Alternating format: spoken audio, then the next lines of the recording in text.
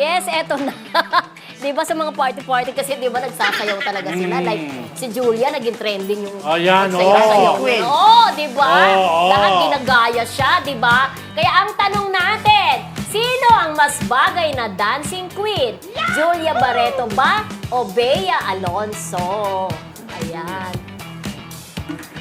Sino kaya bagay na ano? Dancing Si queen? Bea. Wow. Oh.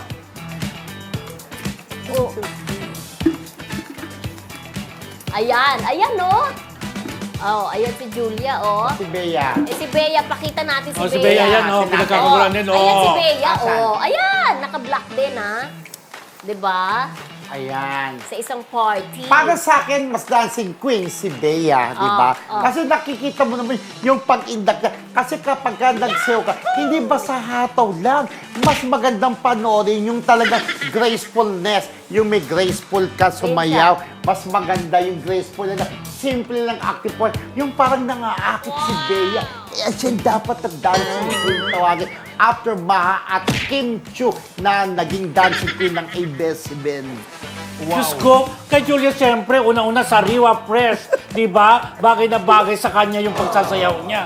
Saka nakita mo yung style niya, simple-simplehan lang, pero pinagkakaguluhan. Talagang saya-saya talaga, di ba? Siya ang tunay na dancing queen. Hindi, kahit naman si Bea Alonso. Ay, ang galing palang sumayaw ni Bea kasi hindi naman alam natin na siya'y mahuilig din o magaling sumayaw. Alam natin, mahusay lang siyang actress. Pero nagsayaw-sayaw, wow! Na-impress ang mga tao. You can dance to also pala, sabi ng mga tao. O naman, I love dancing, sabi ni Bea. Hindi, mas bagay talaga ang pagsasayaw ni napaka-graceful talaga ni Julia talaga. Siya talaga nababagay.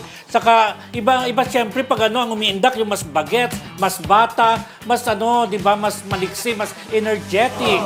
Oh, di ba? Energetic rin naman si Bea. Hindi naman yung sa edad. Akala mo lang yun, pero hindi! Hindi! Ate Carlo, ikaw ba yung Carlo Aquino? Diba? Pero oo, hindi naman nakukuha yung sa edad. Bakit si Jillian Eugenio? Bakit si Joy Calcio na kaibigan Parang natin? compare si Diba? Jillian Eugenio? May edad din na Ang si layo Joy. Diba naman? kaibigan natin friendship si Jillian Eugenio at saka si Joy Calcio? Pero edad-edad na rin. Bakit ang idol Jillian mo? Eugenio. Si Gary Birin. Kahit edad-edad na, ang galing pa rin sumay. Kataw na. Oh, sabi. Paano? Kaya ako Paano? Kataw na. Ganon? Ano ba nasira yung... Uy! Yung upuan! Si Bea Alonso pa, kahit edad-edad na, mahusay pa rin sumaya. Siya ang may karapat-dapat sa titulo. Hindi rin. Dancing Queen. Ano sa palagay mo, Maring Mildred?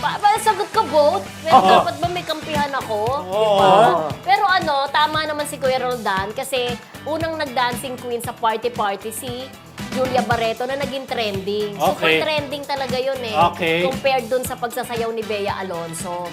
So for me, pero dapat isagot ko ba both? Oo. For me, mas nag-trending si Julia. Oo, pero Mas yung kay bagay Bea... sa kanya ang dancing queen. Okay. Oo.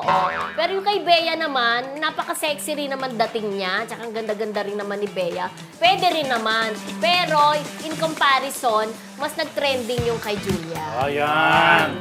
Okay, kayo po mga classmates, sino sa tingin nyo ang may karapat-dapat sa titulong dancing queen?